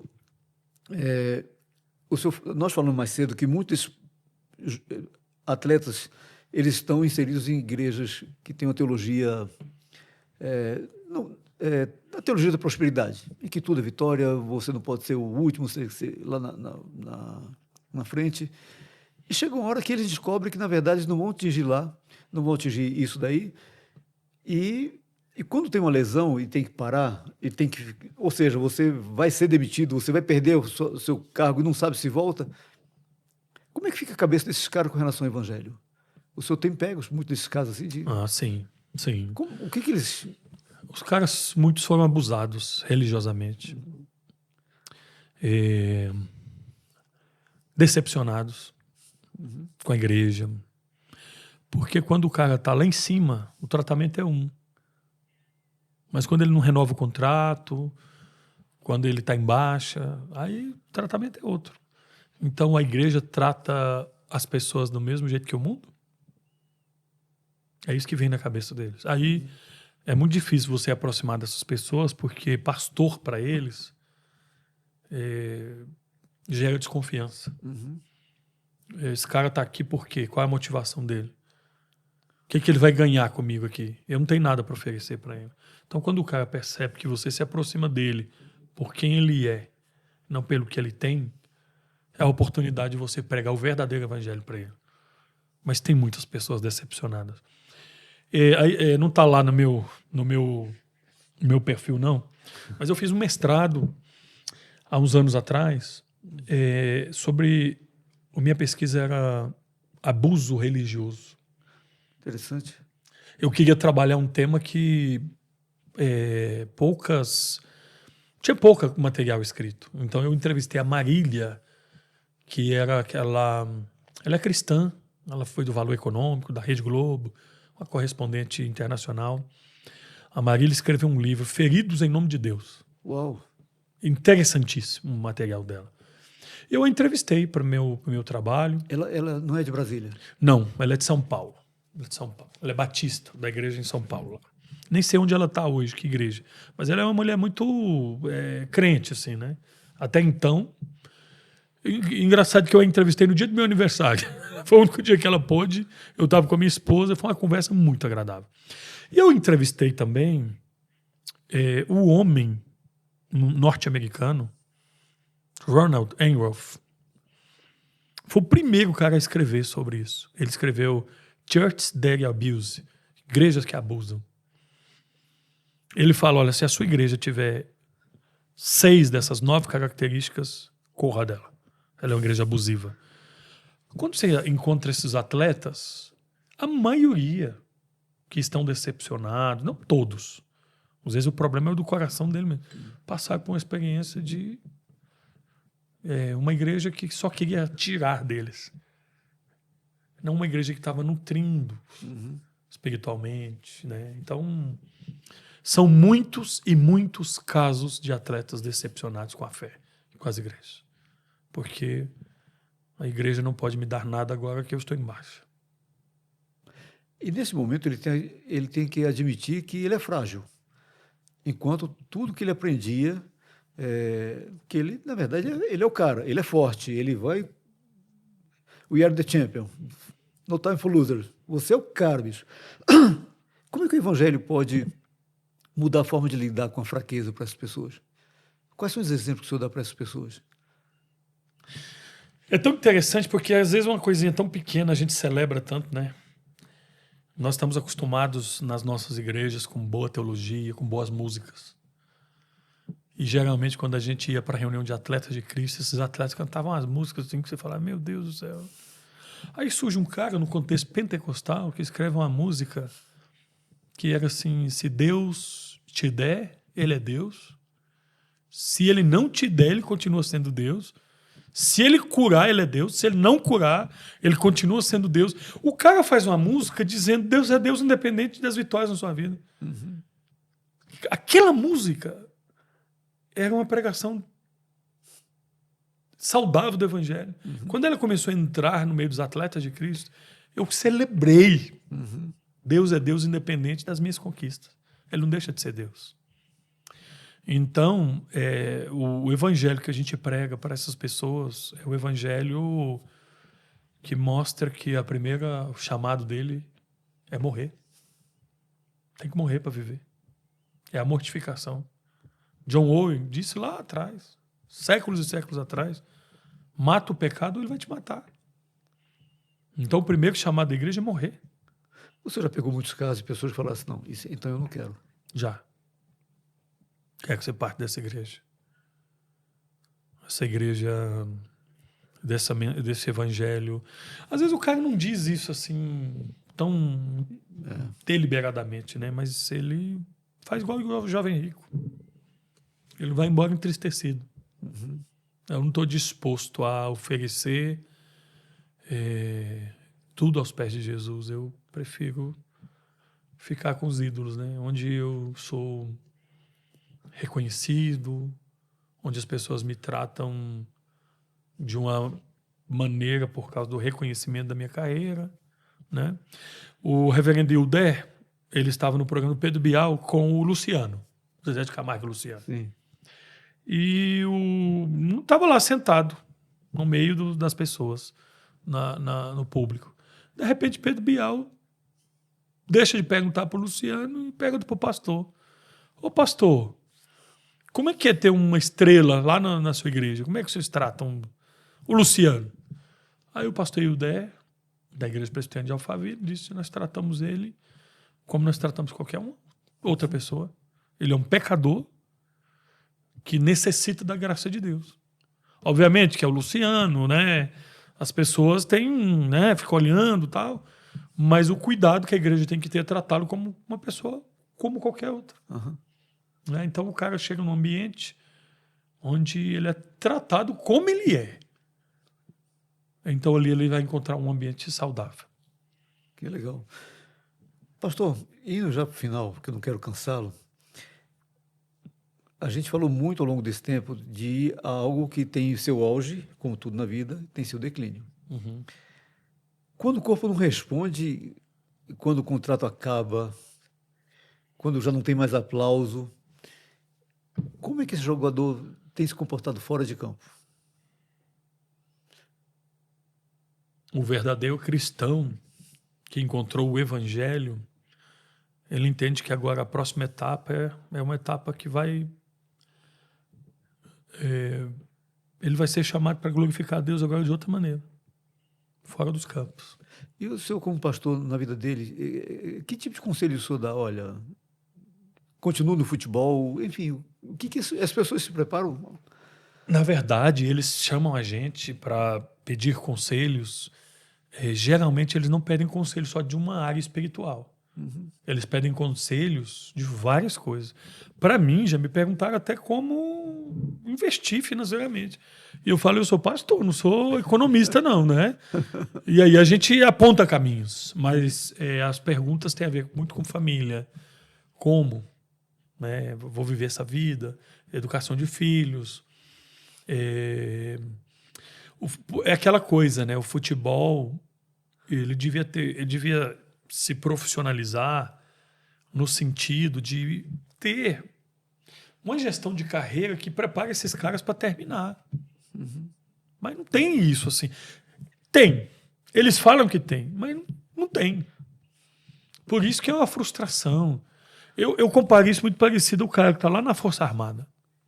Ele está lá lutando e tal.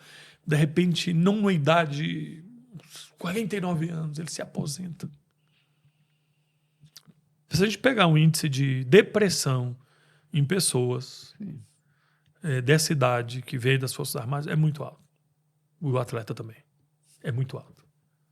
Porque ele não se preparou para parar. Então, eles procuram, muitas vezes a gente, às vezes muitos não cristãos, lá no fundo do poço, não sabendo o que fazer, às vezes nós somos acionados. Eu vou para uma mesa com um cara que não é crente e que ele, final de carreira, ele está no fundo do poço e aí é a hora que você entra com o evangelho. Sua vida ela pode começar de uma maneira como você nunca desfrutou. O melhor da sua vida pode ser agora. E o cara fala, o quê? Como? Eu que milhares de pessoas me aplaudiam, mas a sua recompensa neste mundo, no máximo, é essa. Mas existe uma vida eterna. Então, a mensagem que a gente prega para essas pessoas tem a ver com o chamado do evangelho, de olhar para a vida eterna, olhar para aquela cidade cujo o construtor e o arquiteto é Deus, aquilo que Deus está preparando em Cristo, e chamar o cara para olhar para a eternidade. E o futebol, ele só chama o cara para olhar para o presente. Fala da glória, mas a glória sempre é passado. Puxa, que legal, pastor. Que legal. Puxa, eu fico emocionado, porque eu gosto do esporte e é tão, assim, eu não sei porque, eu fico com sentimento de gratidão, quando na verdade é missão nossa ser cristão onde quer que nós estejamos, mas eu louvo o Senhor por ter o Senhor nessa área. Eu me recordo que, nos anos 90, eu entrevistei o Alex de Ribeiro, aí na época no programa de rádio, e eu vibrava pela a mesma paixão que o Senhor tem. Assim, Alex, ele é o cara, ele foi de Fórmula 1, muito reconhecido internacionalmente, mas o prazer dele era de falar do Evangelho, de falar de Jesus, não apontar para ele, apontar para o Senhor. E Deus levantou o Senhor para estar nessa área tão complexa. E que bom, por isso que eu fiz aquela pergunta, como é que o Senhor cuida do coração? Porque é fácil, né? A gente se levar por aquilo que é efêmero para ele e achar que também serve para a gente, né? E a gente tem que ser fiel a Deus diante das oportunidades de querer o holofote. Né? Ficou tão conhecida a imagem do jogador alemão, né? Foi o alemão? Não, foi do Curaçao, né? Que perdeu para a Alemanha. Não, aquele que... Acho que não, do alemão mesmo, o cristão que tira a coroa. Não vi essa. Nossa, isso aí rodou o mundo. Ele faz o gol, na hora que ele celebra, ele se ajoelha, tira a coroa, ponta para cima e põe no chão. Ele tirou assim. Entendi. Então, aquilo ali, todo mundo entendeu a mensagem que ele estava passando. Eu deposito todo o meu reconhecimento aos pés do verdadeiro rei. Né? Ele foi entrevistado, inclusive. Né? Então, assim, mas a gente precisa ser fiel. E precisa de capelães, pastores, que vai guiar esses atletas em todos os aspectos da vida, preparando, inclusive, para a eternidade. Né? Interessante que isso não é só para o atleta, né? Não. Isso é a vida inteira, né? O tempo inteiro, o tempo inteiro, eu e a Janus, a gente conversa aqui, porque a gente tem um canal pequeno no YouTube, agora que chegou a 7.000 e 400 pessoas. É muita gente. Mas em termos de internet, isso não é nada. E eu já vi, depois de 2 anos trabalhando com isso, que não é difícil fazer isso explodir. Só que, dentro daquilo como eu creio, o preço não convém pagar. E você vai atingir o quê? Que adianta? O que me norteia o coração o tempo inteiro, e eu falo isso, eu repito para que eu não esqueça, é: Jesus atravessou o mar para salvar um que estava endemoniado na Galileia. O Senhor, cara, não era um dos discípulos. O Senhor atravessou o mar para salvar um. Então, se vier um, mas que compreenda o evangelho do Senhor e veja Jesus, não João Inácio ou Ranúzia, amém, foi isso. Então, se Deus permitir que sejam milhões, tá bom. Mas eu penso que Deus nos coloca para semear para a eternidade.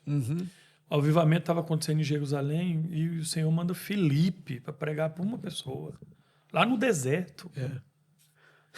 Depois a história da igreja diz que aquele cara levou o evangelho para uma nação. Né? Então, Deus não faz nada por acaso também. Né? E eu penso o seguinte: se ele me quer pregando para essa uma pessoa, eu preciso ser fiel. Eu não sei o que ele vai fazer através daquilo. Mas ele me disse: ser fiel no pouco. E se ele quiser me colocar sobre muitos, ele vai fazer. Se não quiser também, tá bom. Eu tenho que gastar toda a minha vida, meu fôlego de vida, sendo fiel a ele, aonde ele me colocar. Todo mundo fala que Jesus nasceu no Estrebaria. E ninguém lembra que aquela estrebaria foi cedida por alguém. Alguém falou: não, faz isso aqui. Não apareceu. Assim como pouco se fala, pouco sobre José, esposo de Maria, que foi tão importante. Na verdade, tem tantos personagens invisíveis na Bíblia que não está preocupando realmente os holofotes. E Deus usou a todos para que o Senhor fosse conhecido e nascesse e trouxesse o evangelho para nós. Isso é maravilhoso, gente. Você está falando, eu pensei numa coisa tão extraordinária. Barnabé. Barnabé foi um instrumento nas mãos de Deus na vida de Paulo. Em várias ocasiões. Mas tem 3 ocasiões na Bíblia que são claríssimas, né?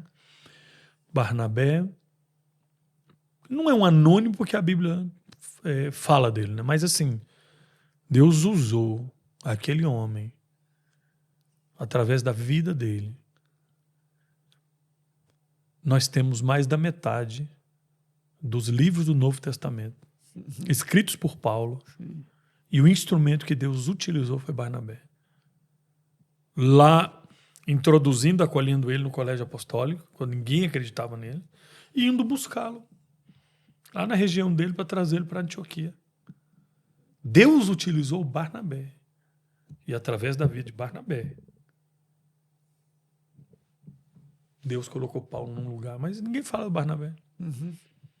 Mas Barnabé, ele foi tão importante quanto Paulo.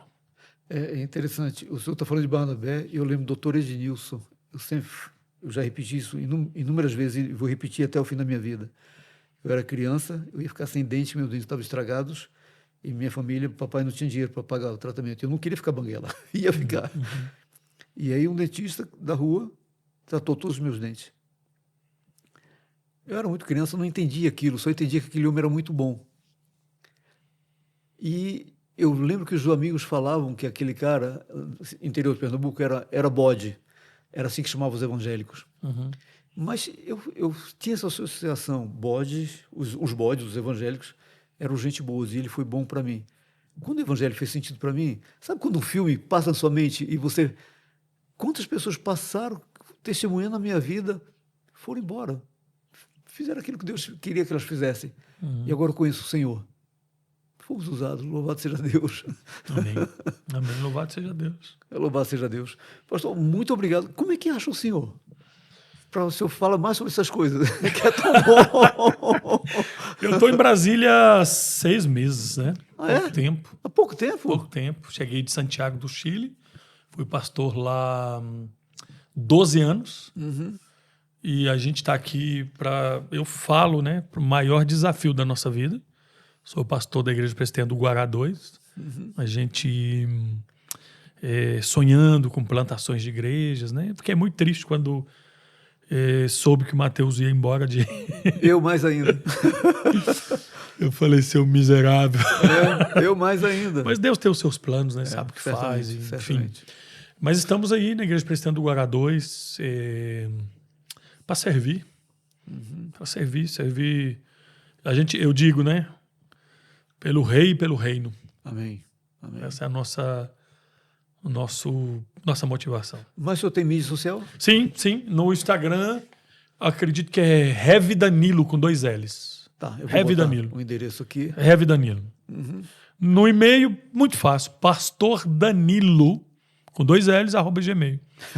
No Facebook, onde eu tenho mais seguidores, que também o limite é 5 mil, não é tanto. Diz que é rede social de velhos, né? Não dos jovens. É onde eu tenho mais. Eu acho que é Danilo Scarpelli, com 2 L's, o Scarpelli também. Tá bom, vou colocar todos os endereços aqui para que as pessoas possam acessá-lo e não percam essa oportunidade. E o documentário, vai ter o fase 2? A gente não sabe, porque existe... assim, essa plataforma Right Now Media, ela é muito boa. Ela é muito boa. E eu acredito que tem auspiciadores por detrás. Gente que bota recursos, porque ela não se sustenta. Sim. Né? Não se sustenta. É uma área muito cara. É muito difícil, é muito caro. Então, teve uma troca recentemente. As pessoas que produziram esse documentário já não estão na Right Now Media mais. Entendi. Elas já estão, parece que, indo por outro caminho. Então pode ser que nesse caminho aí surja, né, uma fase 2. Mas pode ser também que a Right Now Media tenha, né? Então a gente não sabe. Mas eu acredito que coisas assim na Right Now Media não deixem de acontecer. É algo para eles interessante. Né? Então eles têm essa visão. O meu projeto nessa área é ter algo parecido no futuro. Uma plataforma. Acho muito bom ter bons documentários, boas entrevistas, bom material. Deus é glorificado através de várias maneiras nessa paleta de cores, né? Sim. A multiforme graça de Deus é impressionante. E a gente precisa disso. O que eu quero é fazer Jesus conhecido. A gente acorda de manhã e faz parte da minha oração diária com a Ranúzia. A gente acorda, Senhor, que esse dia de hoje o Senhor permita nós sermos usados para que o Senhor seja conhecido. Que Deus não está parado, gente. Deus está jogando bola, Deus está no hospital uma hora dessa, Deus está no presídio. Esses dias foi a única entrevista que eu fiz com um não cristão aqui. Um amigo que trabalhou comigo lado a lado nessa multinacional e hoje ele é uma referência no Brasil na área de economia. E ele não é cristão, na verdade ele tem uma tendência, um viés comunista. E esse cara, por uma série de fatores, ele foi preso. E foi preso injustamente, tanto que ele foi solto e foi reconhecido como inocente, foi preso injustamente. E eu vi uma vez ele dando uma entrevista num podcast, em que os podcasts são assim, milhões de pessoas o assistindo, ele dizendo que ele achou interessante que na cadeia todo mundo achava Jesus. Eu fiquei com aquela frase na cabeça falei, se o Cobori estiver em Brasília, eu vou levar e vou explicar para ele por quê. E eu disse para ele aqui, numa conversa assim, eu falei, Cobori, sabe por que Jesus está na cadeia? Porque não tem lugar onde Jesus não vá para alcançar o perdido. Isso é muito... Até no ventre de um grande peixe. Até em Bonito, Pernambuco, foi achar um nordestino que ficou quase desdentado lá. É verdade. Deus é maravilhoso e nos usa apesar de nós. Pastor, muito obrigado. Obrigado mesmo, de coração.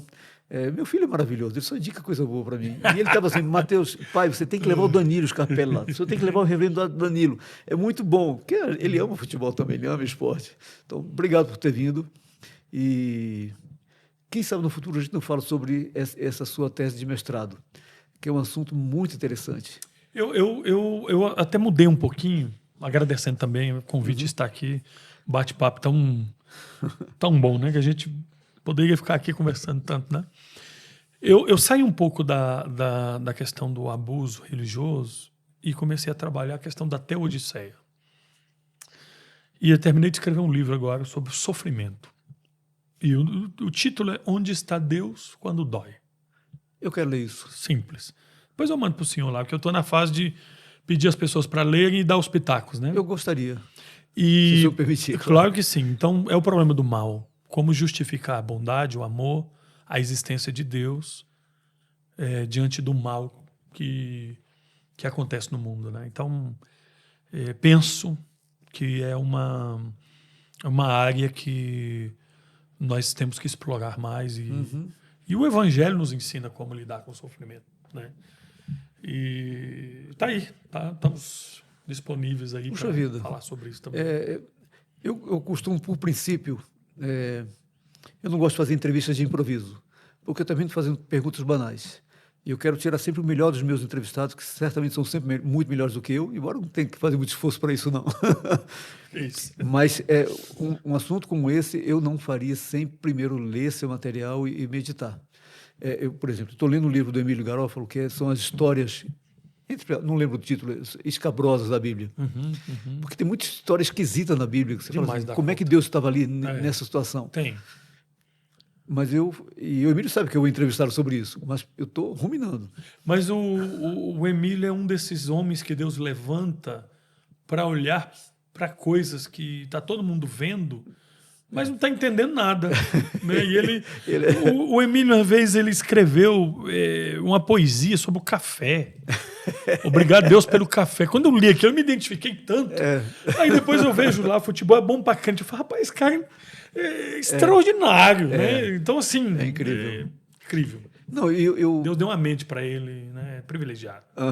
Não, como Deus é Deus. Porque, assim, vieram da mesma igreja, Mateus e Emílio. E eu, por ser pai ter visto os dois lá, falo assim, cara, de onde surgiram essas coisas? Deus é que caminha todas as coisas. O Senhor, a gente fala assim, o Senhor, você entendeu o que significa ser o Senhor? Ele manda em tudo mesmo. Eu fiquei muito feliz quando entendi que Deus me chamou para Brasília e muitas pessoas me perguntaram, né, por que eu saí de Santiago, uma igreja tão viva, plantadora. Estávamos plantando 6 igrejas ao mesmo tempo agora na minha saída. Uma igreja fiel, que fundou um seminário que tem sido bênção para vários países, né? Através de uma igreja local. Eu digo, não fui eu que saí de lá, Deus me tirou para trazer para Brasília. E eu fiquei muito feliz, né, de saber que eu ia estar aqui trabalhando próximo de homens de Deus, né? E que Deus, na sua soberana graça, levanta esses homens, os capacita. E eu penso que esses homens, eles devem estar nos melhores lugares de formação teológica, né? Então, eu lamentei muito a ida do Mateus para os Estados Unidos, a saída do Emílio do nosso seminário aí, mas assim, né?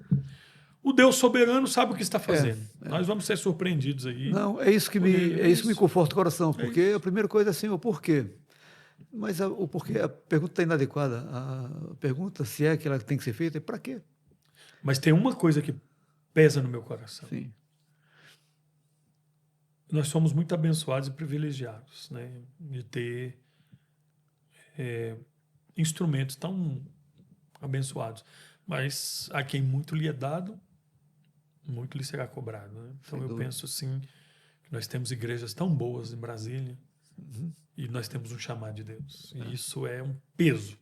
Não aquele peso angustiante que pode te levar para longe de Deus. Não, mas é o peso da responsabilidade. Saber que tudo é para a glória de Deus, é na força do Espírito Santo, mas... Eu olho Paulo com a luta interna quando ele diz, olha, se eu prego o evangelho, não tem do que me gloriar, porque pesa sobre mim essa responsabilidade. Sim. Ai de mim se não pregar o evangelho. Então eu me sinto assim. Amém. Pastor, eu vou terminar dando um exemplo de um fato que aconteceu real.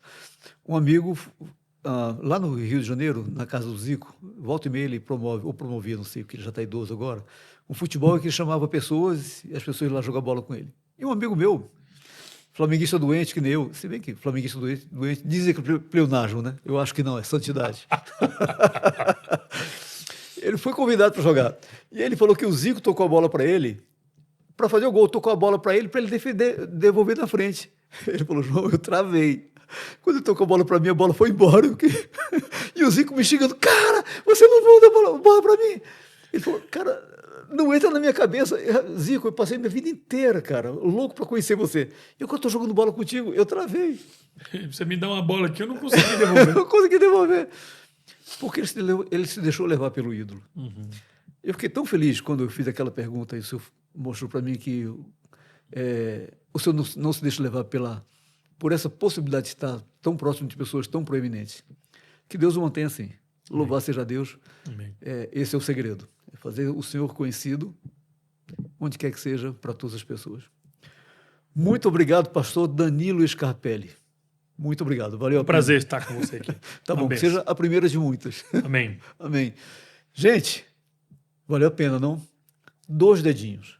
Curte, clica, compartilha, segue nos endereços que estão aqui para você, Danilo Scarpelli. Você está em Brasília à toa, não tem igreja ainda? Cara, está esperando o quê? Igreja Presbiteriana do Guará 2, onde esse homem é pastor com essa vida. Quem não quer estar perto? Se eu não tivesse a igreja onde frequento, já não teria dúvida para onde ir. Não deixe de acessar a plataforma Right Media. Eu vou botar o link aqui para você e assistir o documentário Fé em Jogo. Aqui estão apenas parte das perguntas que esse documentário me suscitou por meio do testemunho desses irmãos maravilhosos. Zinho, Rincon, Jorginho, Kleber. Gonçalves. Gente, maravilhoso. Pessoas que a gente fala assim, ele era crente. Era. E aí você entende por quê. E você vai entender nos detalhes, os dilemas que essas pessoas passaram. A gente sempre vibra com os gols e com as vitórias. Mas momentos de muitas frustrações. E como que eles reagiram em meio a tudo isso? Está lá. Right Now Media, o documentário Fé em Jogo. Deus abençoe e não deixe de assistir esse conteúdo, que vale a pena. E se você puder e gostou, compartilhe esse podcast para que muitos conheçam, não a João Inácio, não a Ranúzia, não o Danilo Scarpelli, mas ao Senhor Jesus, é aquele a gente quer tanto expor, tanto mostrar, para que ele seja visto, conhecido e adorado sobre todas as coisas. Muito obrigado, até o próximo podcast, se o Senhor assim permitir. Tchau, tchau.